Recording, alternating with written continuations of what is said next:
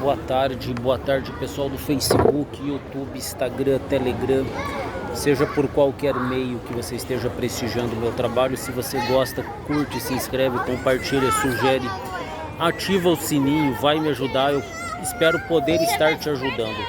Eu estou aqui no Pátio Paulista, aqui na Avenida Paulista, parei numa cafeteria, tomar um cafezinho aqui. E resolvi aí fazer algumas reflexões sobre o Enem, Exame Nacional do Ensino Médio, o qual o resultado aí nós obtivemos aí nesta última semana, né? E trouxe à tona aí alguns tópicos de reflexão aí interessantíssimos aí para a gente pensar aí o nosso sistema educacional brasileiro, né? Como que ele é estruturado, quem se favorece, quem não se favorece, né? Quais são os pontos aí divergentes e convergentes, né? Nós sabemos que a educação é um processo que se desenvolve na escola, na família, na sociedade, né? Por meio do Estado e com responsabilização também dos indivíduos. O indivíduo tem um peso enorme nessa responsabilização. Embora os nossos agentes estatais e educacionais aí do sistema, do estabelecimento, eles queiram ocultar a função que o indivíduo tem nesse processo. O indivíduo ele tem um processo imenso de responsabilidade nisso, né? Então todos têm direito à educação, seria legal se todos tivessem o dever à educação, né? Dever eles excluíram aí do rol de atribuições do indivíduo, do aluno. Isso aí explica um pouco desses resultados catastróficos que obtivemos no Enem. Para vocês terem uma ideia, olha só, você pode traçar um paralelo assim. Dos 2.800.000 alunos que prestaram o Enem, somente 60. Aí eu não sei exato aí quantificar a proporção, a percentagem disso. No universo de 2.800.000, apenas 60 atingiram nota máxima. E desses 60, 56 aí advindo das redes privadas, da escola particular, e somente 4 da rede pública, né?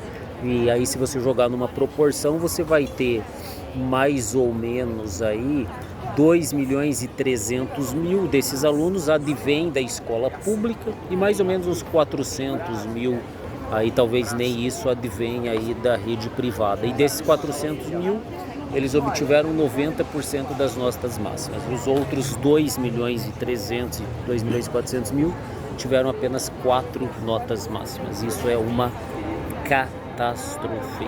Isso é uma catástrofe. Isso revela por que lá no exame do PISA, muito obrigado. Tem açúcar, moça? Licença, eu tô tomando um cafezinho.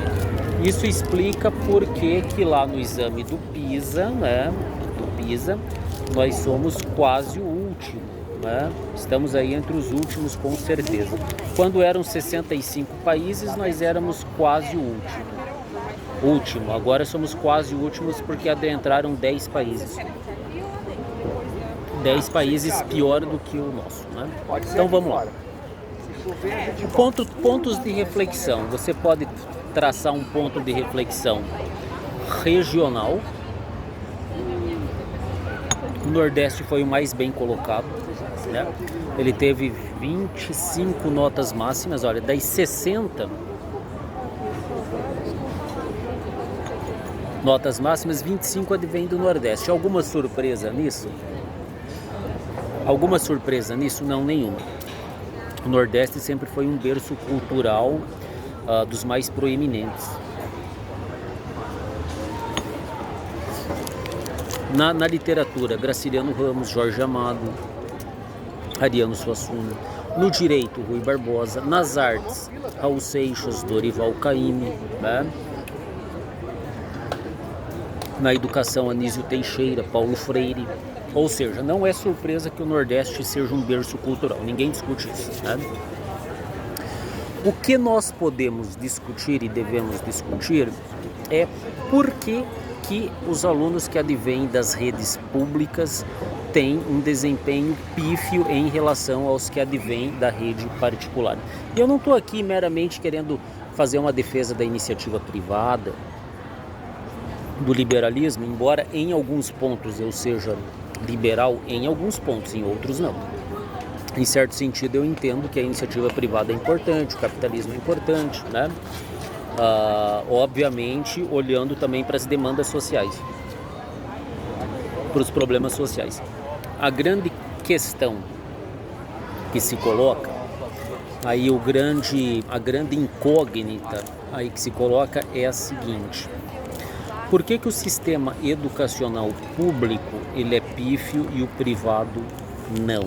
Aí tem uma questão que ela não é meramente de eficiência, ela não é meramente da pragmaticidade. É óbvio que instituições privadas elas têm a preocupação em oferecer um bom serviço por um preço que esteja dentro aí do que o mercado possa pagar. É óbvio que essa jogada, em certo sentido, ela é mais atrativa em termos de eficiência do que você ter um sistema educacional inchado, universal, atende a todos, laico e gratuito, né? É óbvio que você ter um meio, uma logística onde ela atenda a os interesses do mercado seja mais conveniente do que um sistema universal, laico e gratuito, né? Onde você tem que automaticamente acolher a todos, né? Porque senão você está fazendo uma exclusão, uma discriminação, que é contra a nossa lei, né?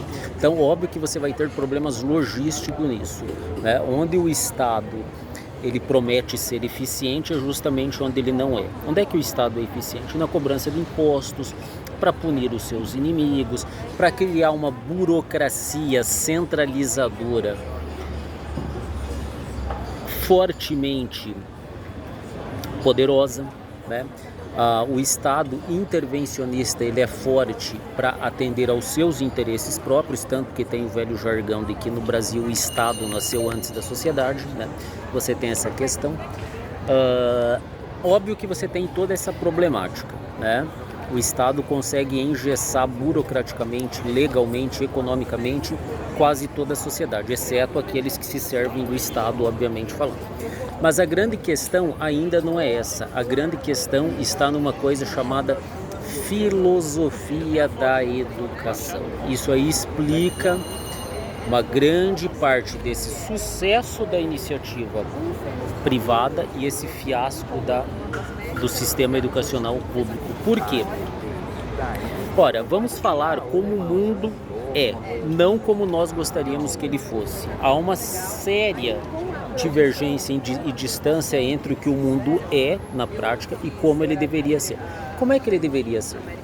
Lindinho, todas as pessoas se amando, todas as pessoas entregando flores umas para as outras todo dia, ninguém mentindo para ninguém, ninguém traindo ninguém, ninguém ludibriando ninguém fazendo distinção entre pobres e ricos, todos acolhidos, né? Todos amparados, né? Solidariedade, cooperação. O mundo deveria ser cooperação, em parte ele até é, né? Mas o mundo real, vamos para o mundo real como ele é. Esse que eu citei é como ele deveria ser. Vamos falar de como que ele é. Ele é competição, ele é meritocracia, ele é desenvolvimento, ele é qualidade. Quando você vai procurar um namorado, você quer o melhor. Quando você vai procurar uma esposa, você quer o melhor. Eu vou só sair daqui que começou a chuva. Continua o vídeo. Quando você vai procurar um serviço, tá? Obviamente você quer o melhor serviço. Você quer o melhor serviço sobre o melhor custo que você puder ter, né? Sobre o melhor custo que você puder ter. O que vai acontecer então? Você tem um problema, né? Você tem um problema logo de cara. Que é o seguinte: o mundo ele funciona através de leis próprias. Oferta, demanda, qualidade, custo, né? Tecnologia, desenvolvimento, meritocracia. Então lá na iniciativa privada, nas redes particulares de ensino, Ensina para o aluno ser o melhor, se desenvolver da melhor forma, estudar, se ensina conteudismo, as regras tradicionais do cálculo e da linguagem, né? Ensina-se a ideia de que ele tem que ser o melhor, que ele tem que ter que ele vai enfrentar um mundo competitivo. Por isso ele precisa aprender as regras básicas da linguagem e do cálculo. Ele vai ter que ler e escrever. Eles não estão tão preocupados lá com o progressismo, com o politicamente correto. Eles não estão tão preocupados com isso, né? Na verdade, eles não querem nem saber disso, né? Já lá na escola pública, o que vale? Progressismo, regras de comportamento, adestramento moral. Você não pode ser um racista, você não pode ser um machista, você não pode ser um homofóbico, você não pode dizer que a maconha é ruim, você não pode dizer que o aborto é uma coisa ruim. Você tem que encarar o politicamente correto. Politicamente correto. Você tem que seguir a lógica do politicamente correto, né? Então o que acontece? Como você tem um sistema educacional diferente, você tem uma filosofia educacional diferente, o que vai acontecer? O que vai acontecer? Lá, na verificação, na avaliação, vai contar a meritocracia, o ensino tradicional, conteudista, decoreba, enquanto no sistema público se ensina regras do comportamento. O homem é um machista, o branco é um racista, o hétero é um homofóbico e qualquer coisa é visto como um fascista, um nazista. Basta discordar do establishment que você é um nazista. Então o cara no terceiro ano, ele só aprende, ele só sai sabendo valores politicamente corretos. Só isso que ele sabe, não sabe mais nada.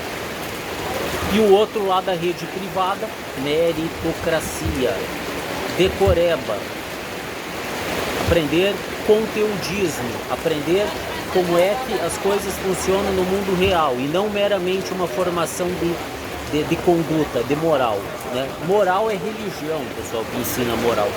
É filosofia que ensina moral. Escola é tradição, é conteudismo, é aprender as regras do mundo objetivo.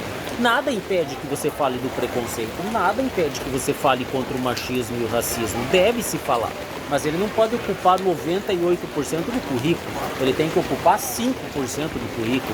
E 95% você aprender as regras do mundo real, para que você possa competir, para que o aluno pobre possa ingressar no mercado de trabalho e competir com os alunos ricos. Isso é uma jogada da elite, transformar a escola numa mera convenção social de valores progressistas, de valores humanistas e capacitar tecnicamente, competitivamente os filhos dos ricos que estudam nas redes privadas, que vão competir com esses pobres pelos mercados de trabalho. E quando chega lá no mercado de trabalho, quem estudou de forma meritocrática massacra quem estudou aí esses valores progressistas.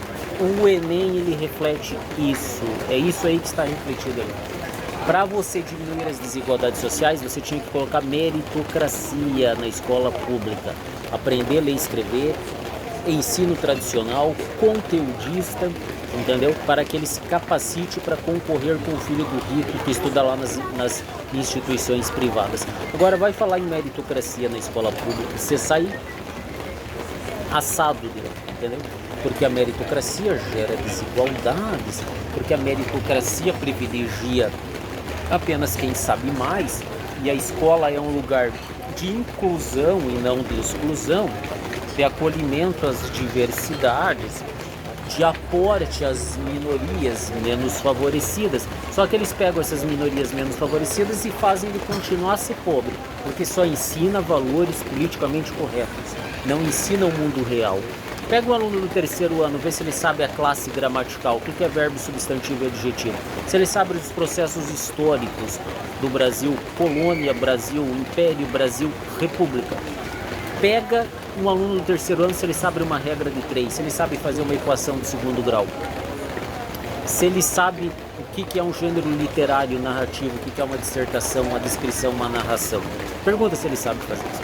Pergunta se ele sabe o nome de escolas literárias que tem no Brasil. Não sabe. Os estados físicos da matéria, o que é uma fotossíntese. O segundo ano lá do Marlene veio lacrar para cima de mim. 40 alunos de esquerda tentando lacrar o professor de direito. Perguntei o que é um vírus, meu amigo. O que é um vírus? Nós sabemos que um vírus é um micro-organismo intracelular, parasitário e obrigatório. Os caras não sabiam definir o que é vírus, mas eles sabem perfeitamente que o homem é um machista, racista e homofóbico, que os brancos escravizaram os negros, e que os héteros têm que desaparecer da face da terra e que a maconha é medicinal. E que qualquer um que fuja disso é um fascista patriarcal. E isso o cara sabe. E isso a escola pública ensina. Ela não ensina o cara a ser competitivo, ele ser meritocrático. Depois o que a sociedade vai fazer? Vai, obviamente, fazer o mesmo que nós fazemos aqui.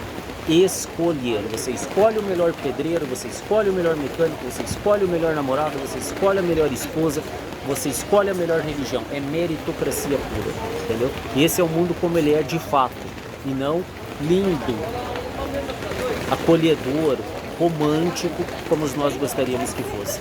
Então, em geral, a escola pública ensina isso: regras de comportamento, adestramento moral, valores progressistas, politicamente corretos, conveniente para manter o establishment político desigual que sempre existiu.